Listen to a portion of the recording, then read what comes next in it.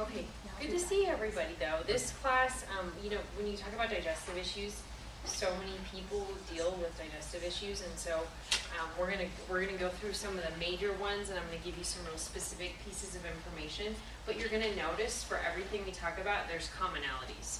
And so what I'll be going through is just some ideas that you can use as tools to really help your body through that healing process.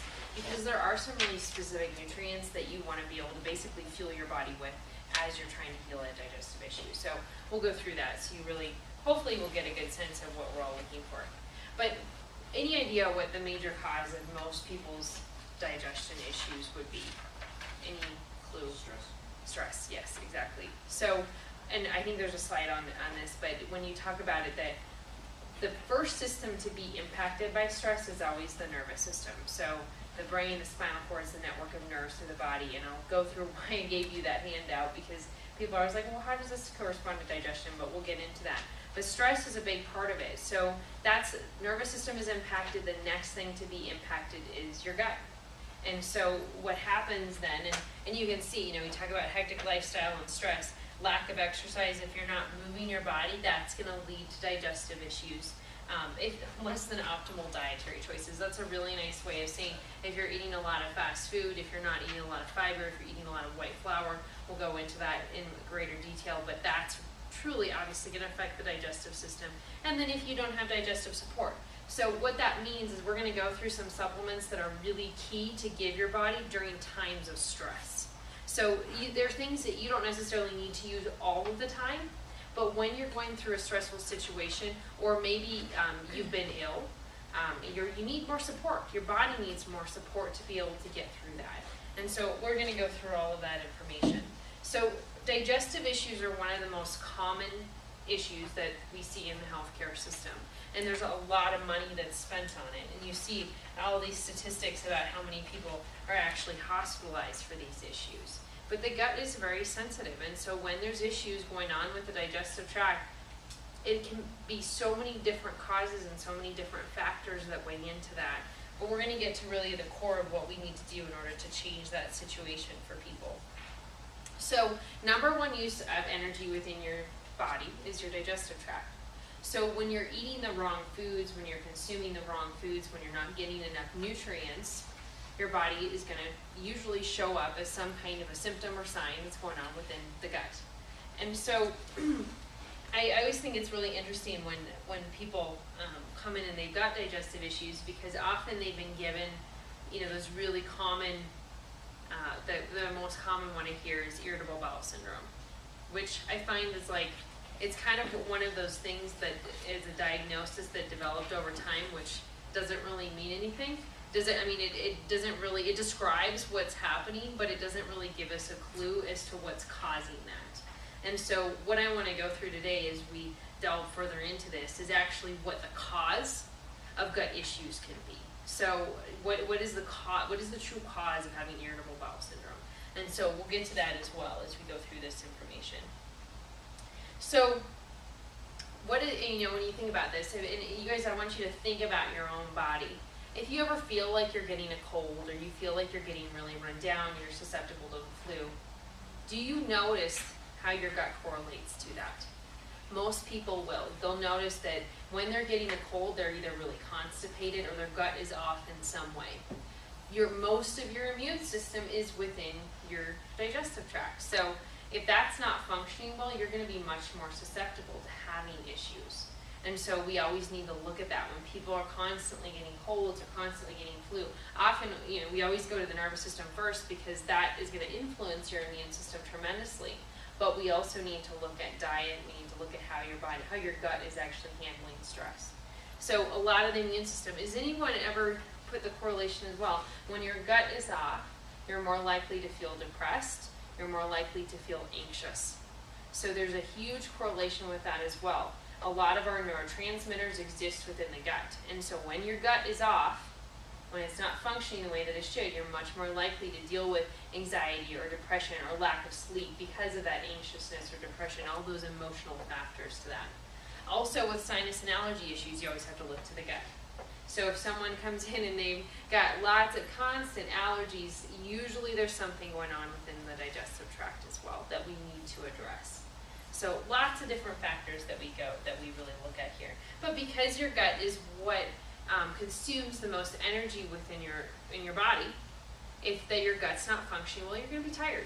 You're much more likely to go through periods of fatigue. So it affects so many different aspects of our lives. So one of the reasons I gave you that handout is because when you look at the long-term patterns for just the population in general, more and more Americans are having issues with their gut. But what else are they having? Higher and higher stress levels. People are dealing with more and more in their lives. And as their stress levels increase, what we see as a general trend is that people have more and more fight or flight physiology within their system. And when your body goes through fight or flight is designed as just a basic function to run away from a lion. I mean, that's basically what it's designed for. But you really mount this hormonal response within your body that sends more blood flow to your muscles. It sends more blood flow to your heart so that your heart can increase its rate and so that you can breathe harder so that you can escape from a situation like that.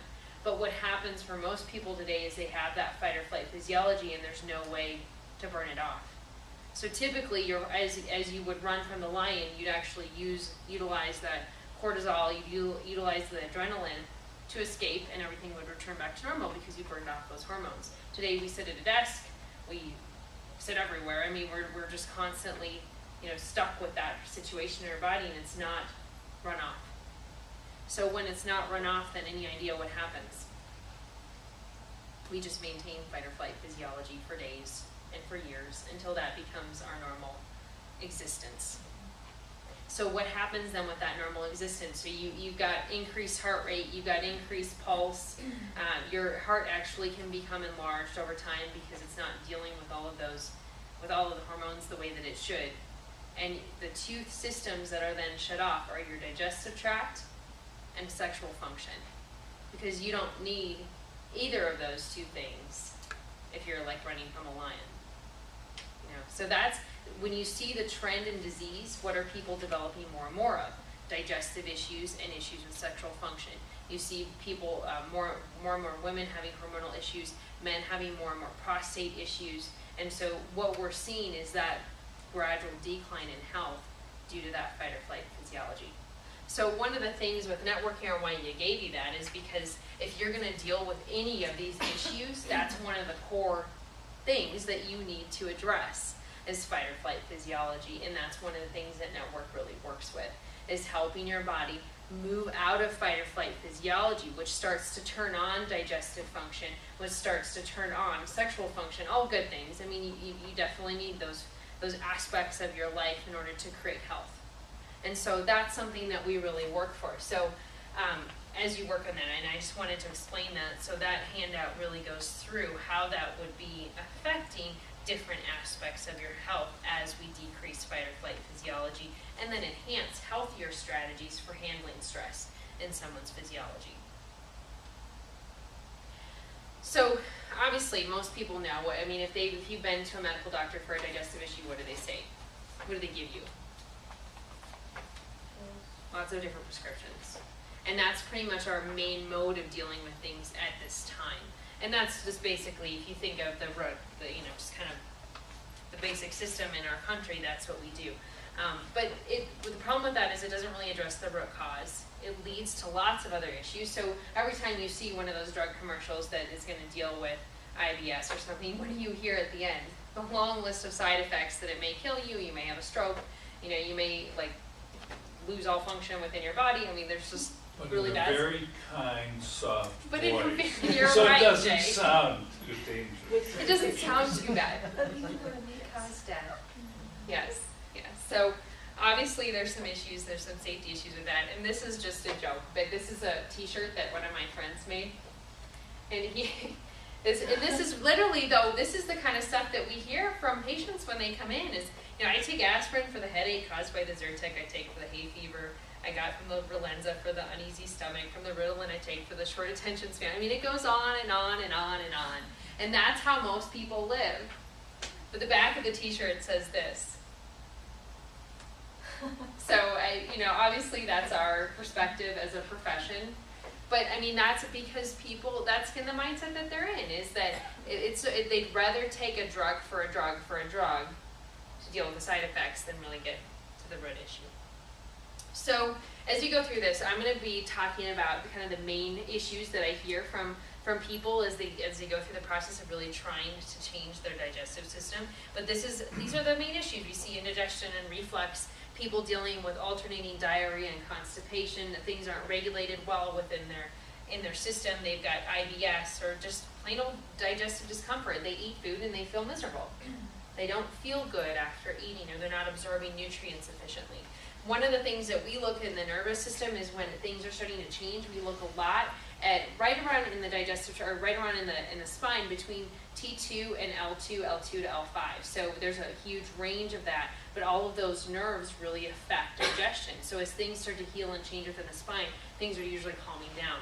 And one of the things that the reason I go back to that is because if you don't ever get to the core, into the core of what's going on, I can add supplements for people, but it never really changes the underlying physiology. I want to get to that underlying physiology and get that to heal, then we can add supplements in and help that, give that person the right nutrients so their body can move into a better, healthier state. So here's some of the common triggers that we see over time, and it's so sad. I keep going back to this. One of our clients had come in, and he had a long history of using NSAIDs, or your non-steroidal anti-inflammatory drugs, which are like Advil, Tylenol, that aspirin, that type of thing. And he had used them so intensely for so long that he developed a kidney tumor. And that is becoming more and more common. You're seeing that with greater and greater numbers in the population of kidney failure, liver issues. But those types of drugs really affect how your overall system is being able to function. And so for him, that was what his side effect was, but it also really messes with the gut. And so you see more and more pain medications causing damage, antacid medications, or destroy the good bacterial balance within the system. And so people feel like, well, I'm really dependent on this drug in order to not have acid reflux, but at the same time, it's making the problem worse over time. So it's a really negative feedback loop, not a good thing. And then the stress and dietary factors that people have going on. Leaky gut syndrome is something that is kind of, if you look at like the root cause of what is going on for people. So what happens is when people are taking all these drugs, all these medications, and we're gonna slip back here for just a second. So when they're taking these medications, one of the things that happens is it really, it affects the intestinal mucosa. And so what I'm talking about when we go through this is, over here on the right is a really unhealthy gut. Over here is a really healthy gut. And what you see on the really healthy gut, what they're demonstrating is there's actually a ton of bacteria growing, and there's really tight cellular junctions. That is ideal. What you see in someone who has developed a really unhealthy gut over time, you see these really big gaps in between the cells.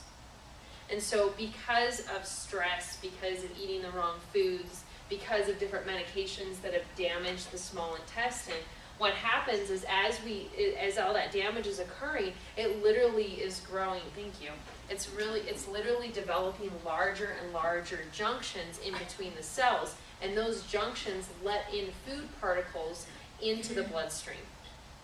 So what happens when you get a big foreign object into the bloodstream? Any ideas? It can cause infection. The other thing that it does is your body mounts an immune response to that particle. Inflammation, you get a lot of inflammation. But as it develops that, so the particle gets into that cellular junction, it gets into the bloodstream, the body actually mounts an immune response to it and develops an allergy. So what more and more Americans are developing is food allergies. They're reacting to things that are commonly found in food. So when you think about that, most Americans have a fairly processed diet. They eat a lot of processed foods. So if you think of what are the main ingredients in processed foods, what are the main additives? Salt and sugar, yeah. Salt and sugar, yes, and corn, gluten products, and soy. And also when we get further into that then, both soy and corn are really commonly genetically modified. And so what that means is there's all kinds of, basically, the DNA of that product has been modified so that that product will produce pesticides or insecticides. So that gets into the bloodstream, and the body's mounting this allergic response to it, and all of a sudden this person, they're just eating their normal everyday foods, and they start to get more and more bloating, more and more indigestion. They're getting constipation, they're getting diarrhea from basic normal foods that they used to not think were a big deal. And the higher someone's stress level gets, the worse and worse that situation becomes. And so we'll get to, I promise I'll be more positive soon. We'll get to the like how you can heal this situation. But one of the things then that happens is they develop more and more food allergies, then they start to react to more and more of what they're consuming. And so we have to figure out then, what are those food allergens? What is actually causing that response for that person? What is that true cause of that response? So that's kind of the process that we go for as we look at kind of the whole picture of what's going on. But does that make sense when you look at then the two pictures of the gut? Okay. So in order to restore that, one of the things that we're going to really work on is, again, if we can take out the allergen, the second thing is then really figure out what we need to do to restore good flora, the good bacteria, and all the good microbes that should be there. Because the less healthier the gut, then we don't have a good floral population. And so we'll talk about that as well. So that's what leaky gut is, and it's a really serious issue for a lot of people. And so if they've got a lot of leaky gut tendencies, these are kind of the things that you start to see, or these are the symptoms that people start to have. More and more autoimmune system reactions.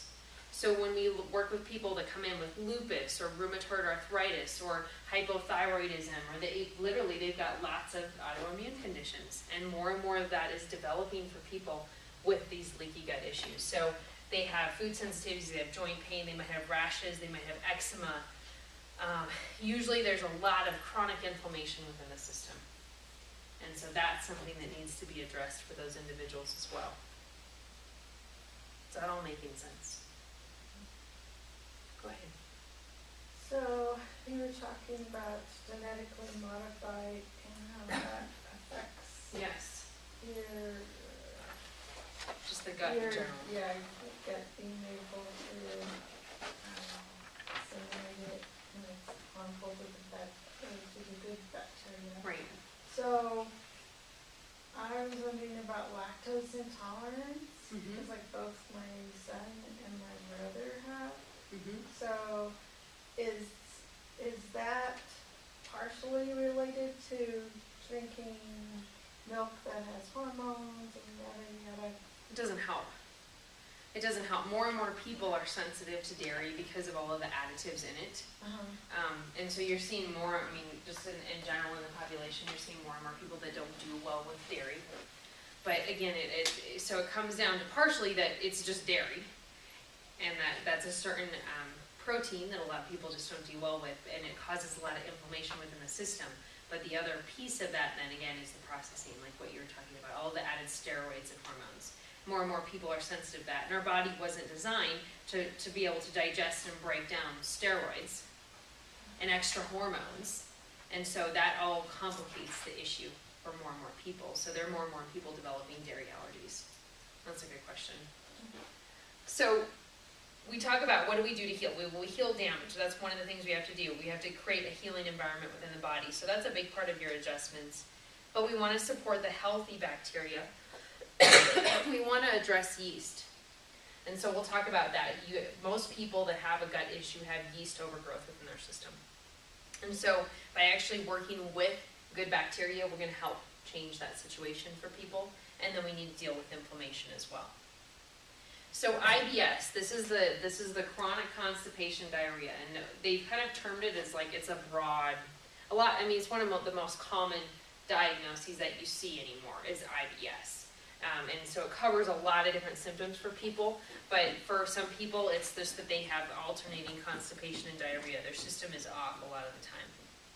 And so it's fascinating as we go through this, but so many people are dealing with this that literally it's causing disability for people. I mean, they're not able to work because their system is so off. Again, what is the most common medical approach for that then? I give you the answers. So the antispasmodics is one. And that's what's so scary about that, is that it can worsen the constipation part of it. I don't ever want, I don't like it for people to have diarrhea, but I would rather have people get rid of things than not. What happens when you're constipated is all of that waste matter that your body's trying to get rid of sits within the gut. And the longer it sits within the gut, the nutrient or the waste is taken back up into the bloodstream and has to be reprocessed by the liver. So I want you to get rid of stuff. I don't want you to be constipated. But that's one of the problems and side effects with the medication that they're using for a lot of people. And then the other one that they're using is antidepressants. So obviously that has a whole host of other side effects that can really cause issues for people.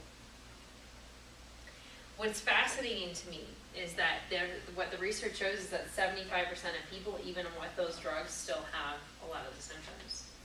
But they don't know what else to do. So, I mean, they feel really helpless, and so they keep taking the medication, but they're not really getting any kind of a result. So most likely, we need to do some kind of a lifestyle change. We need to really figure out what is the root cause of what's happening within that person's body. We're going to get to more solutions here in a minute, but as we go into GERD, see more and more GERD, and the more medications that they prescribe for GERD or for acid reflux, the worse it's getting for people, because literally what's happening is it's throwing off the whole bacterial balance of the gut, and you should have a ton of bacteria within your gut. And so if you're taking these drugs, what happens is that it literally throws off the system even more, and we have either an overgrowth of yeast within the system, and we have too little good bacteria.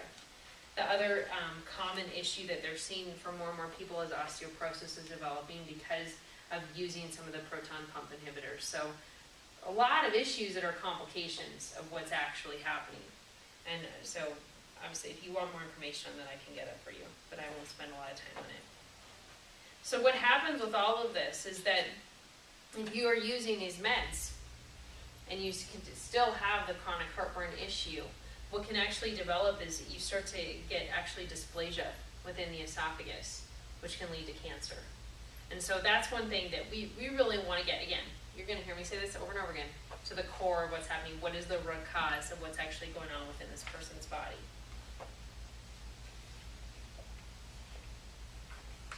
Okay, so here's again, and you can see, I mean, if people are having long-term acid reflux, lots of issues that are developing because of that. Have I said this enough? I will keep saying it, but we'll get to more of that. So bloating is the last major issue that a lot of people deal with, and obviously there's many different causes to this. And so I think all of these are valid, and they're all issues that are going on. One of the most common things that I see again is a food allergy. There's some type of a food allergy actually at play for someone, and that we need to figure out what that actually is. Small bowel bacterial overgrowth can be an issue as well. So again, there's more and more of a regulation issue for people and having too much, too little bacteria in their system.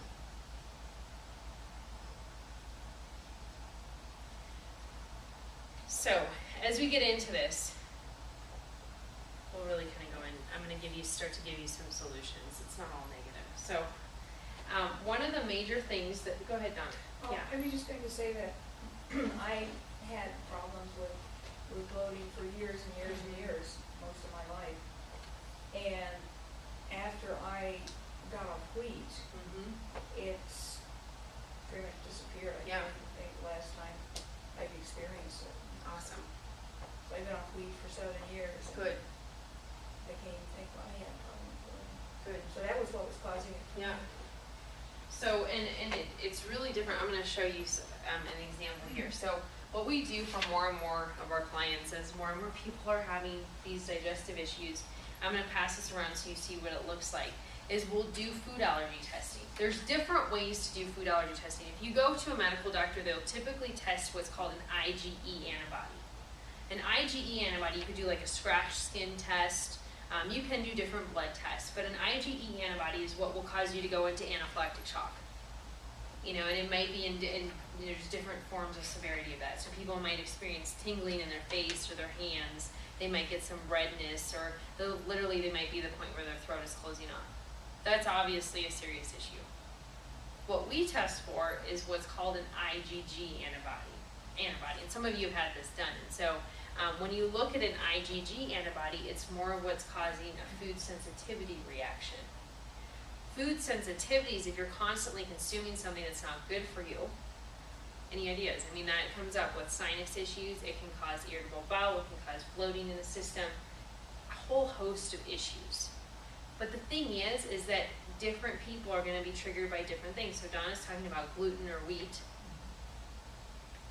This is what we do, and it's fascinating what comes up. So I'm going to pass this around so that you can see it. It's actually 2 pages, 160 different foods that are tested. What you're going to see on here is, and we blocked out this person's name so that you can't see who's his, but what you'll see is that if there's 3 stars, that means that they are highly sensitive to that food. Their body's mounting an immune response to that food in a very dramatic way. If it comes with 2, it's lesser. If it comes with 1 star, it's going to be even less. But that's one way to really figure out, okay, what is causing this for someone? And it's different for everybody.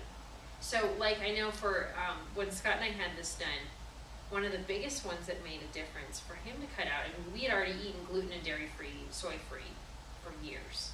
And what he cut out was safflower oil. Safflower oil is in a lot of different foods, in a lot of what we think of as healthy foods. That completely changed his situation. For me, it was yeast. When I cut out yeast, completely changed the situation.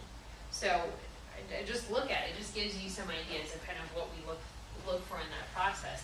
But that's one of the things that helps us really get to the cause. What is it actually for that person? Because we were at the point where, you know, you're eating gluten-free, dairy-free, soy-free, yeast-free, safflower-free. We couldn't eat tomatoes. I mean, there's all these different things that, I mean, you're like, what am I actually going to eat here? You figure it out. But once you figure it out, it gives your body a chance to heal. So when you look at an IgG allergy, it does not mean that you necessarily have to cut it out forever. That's more of an IgE reaction. Like if you're allergic to peanuts and you have an IgE reaction, you're never going to eat peanuts again. You don't want to ever be exposed to it. IgG is different than that. So when you start to give the body a chance to heal, then you can start to add different foods back in. So that's what that is. But it can make a huge difference for people as they go through that process. So these are the other things that we really want to look at. Decreasing sugar and fat content within the diet.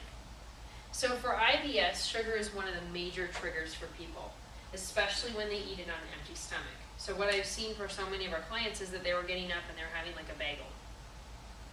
Well, not only were they probably sensitive to wheat, but also having that heavy overload of carbs or sugar, if they were adding like jelly or jam or whatever to it, was completely triggering their system. So changing that and changing how they were consuming foods in the order of the day, making sure that they were getting a tiny bit of fat and some protein in the morning completely changed the situation. So dietary fiber. So the recommended amount of dietary fiber is 25 to 30 grams a day. Most Americans consume about 2 to 3 grams a day. Kind of scary. And when you look at it, I mean, I am always fascinated when I go to the grocery store and I just look at what people have in their carts and I'm like, really? Really? Like you can survive on that. But they consume a lot of, you know, the white processed foods. And so that has very little fiber. Most of the fiber has been removed from that food. So one of the things that you have to do though is as you're changing how your gut is functioning, you have to add fiber in very slowly. So if you really start to track how much fiber you're consuming and it's, you know, 5 to 10 grams a day, you want to work up toward the 20 to 25, 30 grams a day, but you do that slowly. It's not something you just overload in one day and then have a really bad day. So the next one is really increasing your water consumption. So your body, and if you're going to get rid of waste, your body's going to use a lot of water. So my rule of thumb is you take your body weight, you divide that in half. That's how many ounces of water you need to be consuming on a daily basis. But I'd like you to consume more. So just work up to that. Again, you want to work on consuming more and more water throughout the day. Eating smaller meals more often. Obviously, you don't want to just overwhelm your system. And so if you're looking at when we talk about this and how the body processes things, when you eat a lot of food that's very highly processed, your body doesn't really know what to do with that, and your body needs a lot of enzymes to break that food down. And so one of the things that can happen is if you say you consume, you go out to eat, you have a huge bowl of spaghetti and meatballs and sauce, and there's a lot of fat, there's a lot of carbs, there's a lot of protein in that. That is really hard for your body, obviously, to digest, so you're more likely to have an issue. If you consume smaller meals with less processed food, so more, you're thinking like nuts and seeds and berries. I mean, you think of like dark leafy greens, but you consume a lot of those small meals throughout the day. It's much easier for your body to digest. Eat slowly, chew well. So one of the things that you can kind of remind yourself is you're going to drink your food and you're going to chew your water. And what I mean by that is you're going to really chew your food really, really well. You're going to take time to chew it. The more you do that, literally there's nerve endings within your mouth that start to prepare. So when that food enters your mouth and you're giving yourself a long time to chew that food, there's literally nerve endings in the mouth that are signaling to the stomach what type of enzymes are needed so that you can break that food down and take in the nutrients. So the longer that's in your mouth, the more your body has time to prepare to actually break down the food effectively. What we mean with water is you want to swirl that water around in your mouth, and again, it activates the nerve endings so your body can process that more efficiently. So it'll seem weird to people around you, it'll be okay. But it's going to be a much healthier situation in terms of enzyme production. That's something that you want to work on. Obviously, reducing stress, increasing exercise, both of those things go hand in hand, and then proper supplementation, which we're going to talk about. So again, with GERD, you're going to see the same things over and over again. We need to avoid trigger foods. We need to figure out what is actually affecting our system so that our bodies aren't processing foods well. Eat small, frequent meals, eat slowly, chew your food, drink water in between meals. So one of the things, if you're wanting to prevent heartburn, you cannot drink water with your meals. Most people are thinking that that's a really great thing. I'm not drinking soda, I'm drinking water. Well, one of the things that happens is because of the pH of the water, when you drink water with your meal, it dilutes the digestive enzymes that your body is naturally using to be able to digest your food effectively. So when you're drinking that water, it's actually not helping your situation in terms of the overall digestive process.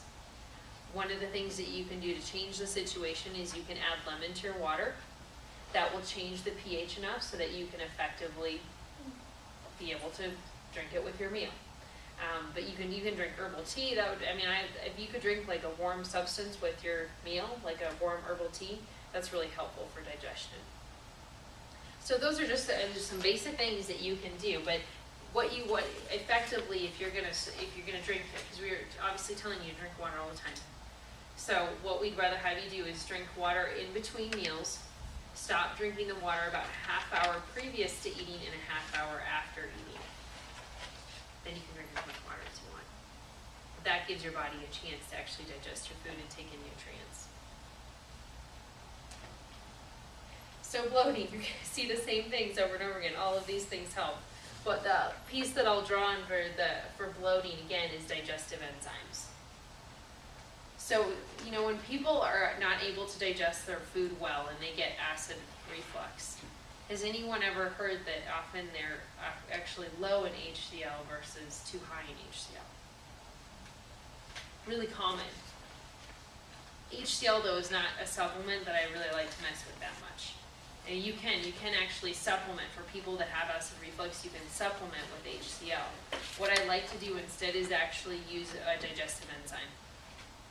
Just use a basic digestive enzyme that helps that person be able to digest plant substances, protein substances, but that can really ease the digestive process. So, go ahead. It's just, Yeah.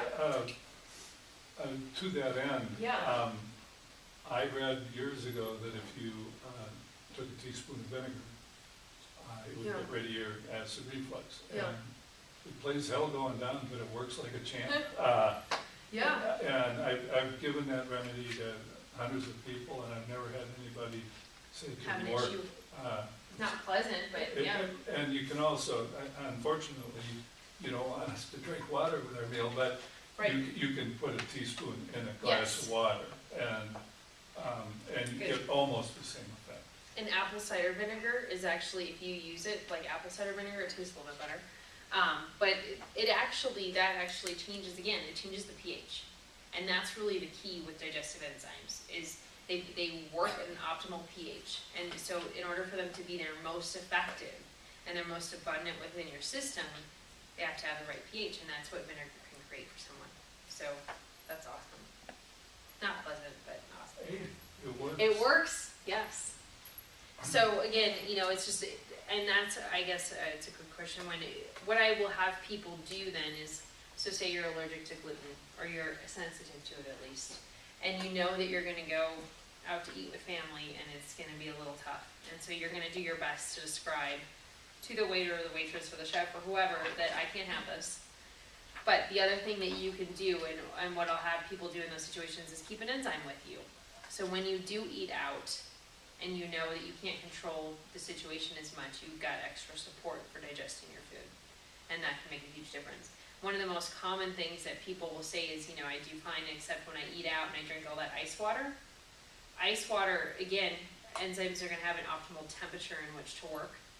And so if you are consuming a lot of ice water before a meal, it can literally shut down digestive enzymes from working appropriately. So when you're out to eat, ask for your water to be without ice. That's one thing that can just help you. Ask for a slice of lemon in your water and no ice. So we go through a lot of lifestyle modifications. Stress and time management, exercising efficiently, all of those things are huge in helping the digestive system, making good nutritional choices. What I mean by that, if your body is really used to consuming processed food, you need to slowly work into consuming less and less processed food and more real food. And so anything that's in a box, anything that's in a can, try to cut down on it over time. And so you're looking for foods that are like one ingredient. Almonds. There's a great food choice.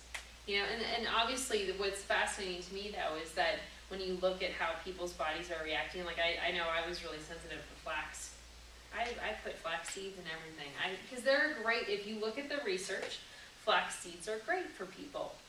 They're a great source of oils, they're a great source of hormonal balance. For me, that wasn't the case, so I had to stop eating flax. But you look at it, you want to go towards more of a whole food diet. And so it'd be good if you could figure out what was really affecting you in terms of if your body was creating an allergic response to something, but you do want to look at that over time. So I've talked about the amount of flora, the good bacteria within the gut. That's something that we really need to enhance over time. The thing is that you hear a lot about this, and the media and just basic commercialization is really taking advantage of the whole idea of a probiotic. And so what do we hear all the time? It's like Activia, all of these different yogurts that are full of probiotics. Well, that's a great thing, but in most of those products, what else is in them? Sugar. There are tons of sugar, and so sugar decreases good bacteria within the gut. And so you're working against each other in that situation. The other thing that you see is a lot of yogurts with artificial sweeteners, like Splenda. Well, Splenda, there's research study after research study that has shown that when people consume Splenda, it decreases the amount of good bacteria within their gut by 50%. So you see these products that are out there, the major commercialization of these like Activia and the major ones that I can't even think of what they're called. I remember my cousin was eating it and it was just disgusting. It was like Light and Fit yogurt or something like that, but it was full of Splenda. So when people are consuming those products, that can cause a serious issue. So you want to have actually a good probiotic that's not going to cause that situation for someone.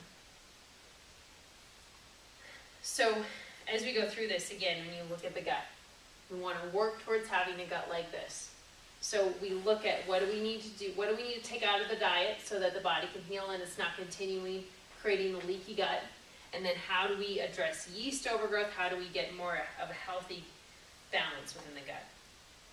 So there's two things that we really use. One is probiotics. The other is something called a prebiotic. A probiotic, again, you're going to add more good bacteria within the gut. Pretty basic concept. There's different products out there to do that. But so again, the question I always get is, well, why can't I just eat yogurt? Again, I don't want to go for the yogurt. You can eat yogurt, but there's so many people that are sensitive to dairy. So that's one problem. And then again, all of the other additives, all the other things that are in most of those products. So the other thing that we want to do is add a prebiotic. Prebiotics, I'm going to give you a list of foods that you can consume that are prebiotics. But the other part of a prebiotic is that it's actually going to give fuel and food to the good bacteria that you already have. So you're fueling what you have and you're adding more. Those are one of the biggest keys, and I've seen, there's so many clients that I've had say, well, I've been taking a probiotic for years on and off. It makes kind of a difference, but not really to the full extent. It's when we add the prebiotic and really concentrate on adding prebiotic foods that can make the biggest difference for someone. So this just goes into some research about probiotic, but there's obviously great research with probiotics, and that's been well known for a long time. So we'll go through that. It's amazing, even with clients that come with allergies, with asthma issues, autoimmune conditions. Probiotics are really helpful. We need to fuel the gut and get the gut to work more efficiently. But prebiotic, so when we go through this, we go through the prebiotics. These are some of the main ingredients. So when you look at arabinogalactin, nice big word. But those are really going to feed good bacteria. Rice bran cinnamon. So those are some of the things that we really want to work towards, and you want to add cinnamon to food as much as you can, or to what you're eating. So like in the morning, I'll typically do like some kind of a hot rice cereal, and I always add a lot of cinnamon in there. But you want to add that as much as you can when you're baking, when you're cooking, add cinnamon, because it's a great way to fuel the good bacteria within your system. Into some of this. Phosphatidylcholine, we like that. It's very healthy for developing a good bacterial lining, a good lining within the gut. So we get into all of these nutrients. Here we go into the antioxidants. So when you're supporting the gut, these are some of the other nutrients that I like people to have. Astaxanthin, if anyone's ever heard of that, that's a really powerful nutrient for supporting the gut. Vitamin C, green tea extract. Basically, the product that I use, and I use it for more and more of our clients, is Endorphin. And so you can look into this, and you can read about it at metagenics.com. But Endorphin is a whole host of prebiotic fibers. The other foods, so basically what I'll have a client do is take about a tablespoon in the morning and a tablespoon in the afternoon. So they work up to having 2 tablespoons of this a day.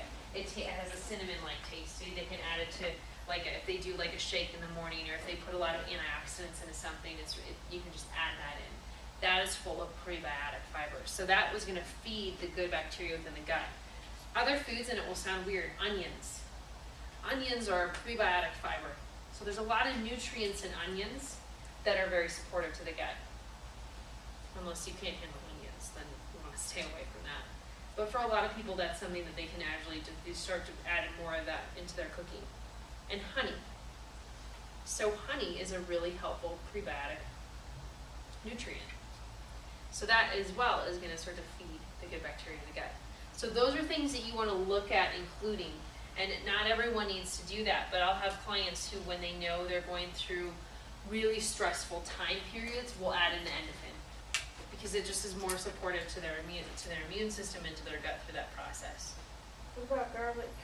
Isn't Garlic, good for you? they're both really great. They're both great. Onions are actually higher in that prebiotic, but when you look at in the prebiotic nutrients, but when you look at the garlic is very supportive to the entire immune system as well, which a lot of that has role within the gut. I've just seen a lot of our clients be sensitive to garlic.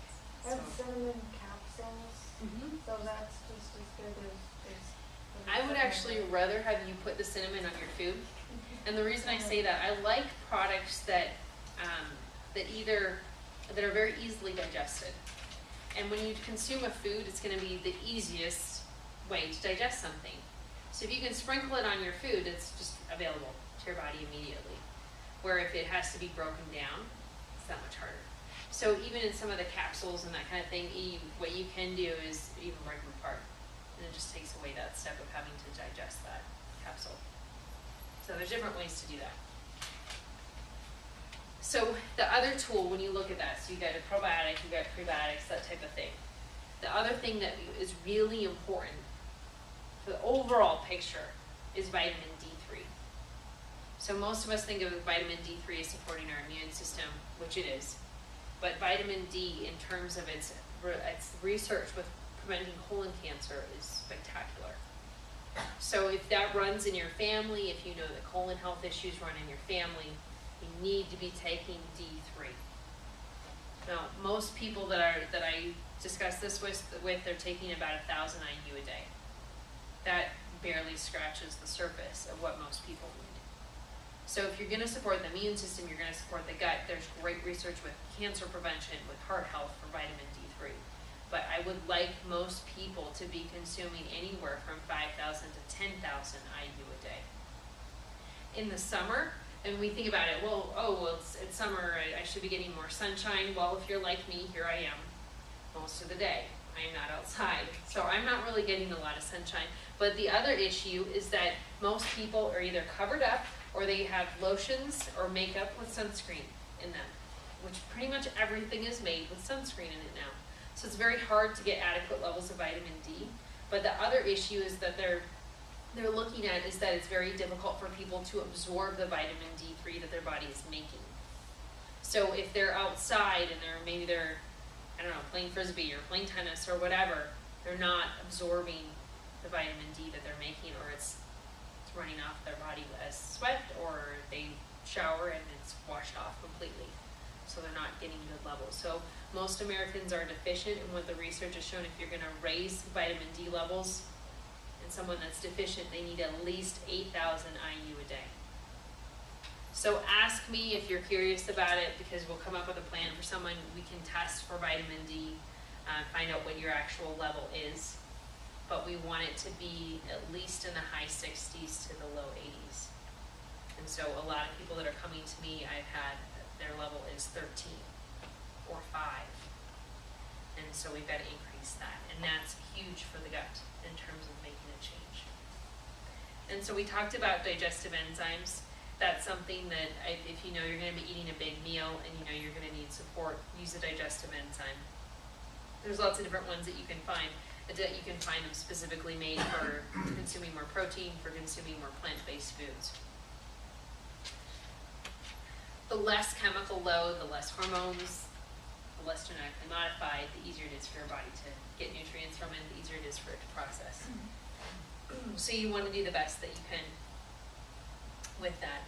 Wild-caught fish, free-range, hormone-free poultry and beef, all of those things make a difference in the overall picture. Try to eliminate the chemical residue. So if you know that you're, like we were traveling and we were in the southern part of the United States, and it's hard to find organic fruits and vegetables there. They just don't have the same awareness that we have in terms of how important that is, or the same demand that their consumers. So you see a lot of non-organic produce, and so we just had to wash everything really, really well. And so do the best that you can in those situations, but you want to eliminate as much of that chemical residue as possible.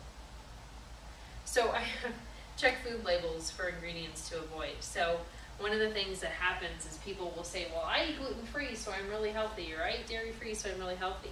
What they don't realize is a lot of the foods that are gluten-free have a ton of other additives in them. So again, you just go for the more raw, the less processed food you can, the better it will be for your system. If you're fiber sensitive, you want to, so either if you've had issues with irritable and your irritable syndrome or your body's just really sensitive to fiber and it causes a lot of bloating, start out with a lot of steamed vegetables. Literally for a lot of our clients though, because their systems are so acidic, raw vegetables will taste really bad to them. And so one of the things you have to do is start out with a lot of steamed vegetables and then work their system up to becoming more and more basic so that they can tolerate raw vegetables. but you want to work on increasing your fiber intake over time. So these are all things that I've talked about as you go through this, but if you guys have questions on it, we can go through. But you just kind of want to look at, if you're going to change the system, if you're going to change the digestion of your food in your body, you're going to change that situation, you really have to look at the overall lifestyle. You have to look at how someone's handling stress. You need to look at how much they're exercising. One of the basic stress management techniques to start to implement is taking deep breaths throughout the day. You'll notice with network care, you just naturally want to do that. You notice that you are more aware when you're not taking deep breaths. But you want to take at least 5 to 10 deep breaths, at least 5 times a day. So set timers for yourself. Do whatever you have to do to help your body actually check in with itself and do that deep breathing. Okay. Stop eating 2 hours before bedtime. That's one piece of advice that I don't follow very well because I usually get home late. So I work on it. So any questions that you guys have? This is my reminder to tell you about the level 1 class, but yes. The testing, how the heck do they test for all of that? So it's a blood test. Good question. Oh, okay. Good question. So it's a blood test. We typically use any lab test now, which is not in the most convenient location, but it's off of Hamden and I-25. They have excellent phlebotomists there. But what they'll do is I send you with a kit, and the kit has the appropriate tubes, so they have all the supplies that they need. They'll do the draw for $20. They FedEx everything's shipped overnight to the lab that we use, which is called Altest, and they'll actually run the test and send me the report. So there's different tests that you can do. You don't have to do 160 foods. It's a lot. That's ones you don't eat. Yeah. But you don't have to do 160 foods. You can do, I think the other one is like a 96 food panel. And then there's ones that they make for vegetarians, or different ones for kids. But we found that most people, they want to know, what if I can really rule out this and make it better? What do I find out? So that's what the test itself, I want to say that the current, what is it? So for 184 foods, it's $260. For 96 foods, it's $185. We send people to any lab test now. They do the draw. They take $20 from you. When they do the draw, you pay them $20 and they'll take it from you. But all you have to do is when you go there is you schedule the appointment. They're really flexible. But that is one thing that can help us get to the underlying issue of what's really causing the reaction for someone. And then the Endorphin we use a lot for different situations, and especially when people are going through high stress. D3, there's different probiotics. My absolute favorite one is the Innate. It's very strong. Very strong. So people always ask me, can I take 2 a day? No, you only want 1 a day of those. And then we've got different forms of D. This is the other thing that I've had clients really report good success with. It's just increasing their antioxidant load. This has probiotics and enzymes in it, so it's really easily digestible. It's in a food form, it's in a powder, easy to take the nutrients in. What's it called? Dynamic greens. Oh, Dynamic greens, yeah. There's different flavors of it. This one is gluten-free. But there's different options like that as well. A lot of the products you'll notice that I like to use are powder. Not always the most pleasant because you might have to taste them. But the dynamic greens actually taste really good, and Endorphin is not bad at all. It just kind of has a cinnamon flavor to it. But the reason that is because your system doesn't have to work to break it down. So those nutrients are taken in right away. Where it's like if you're taking something that's in a hard pill form, your body has to break that down, and if your digestive system isn't working very well, that's not going to be very effective. So we've got to rebuild the digestive system for that to even be happening. The most common multivitamins that Americans take are like Centrum and 1 a day, and over again. And I just in chiropractic school they'd always test you. Is that a tumor or is it a Centrum? Because literally you'd see the whole Centrum in someone's gut, completely indigested. So they've shown over and over again that people, that's one of the most common things that they find in the sewer systems is Centrum in 1 day. Just passes through right through people. So yeah, go ahead, Michelle. Before you do the blood test, should you eat those foods that you know you want to see if you have a sensitivity to? You don't have to, Okay. but it is helpful. Like how many days before? Usually about 3 to 5 days beforehand, because an IgG is going to show up as more of a gradual response. Yeah, but I can tell you that there's things that I have not eaten very rarely that showed up. So I hadn't consumed them in quite a while, but it still showed up as my body really reacting to them. So it does give you that much greater level of accuracy though.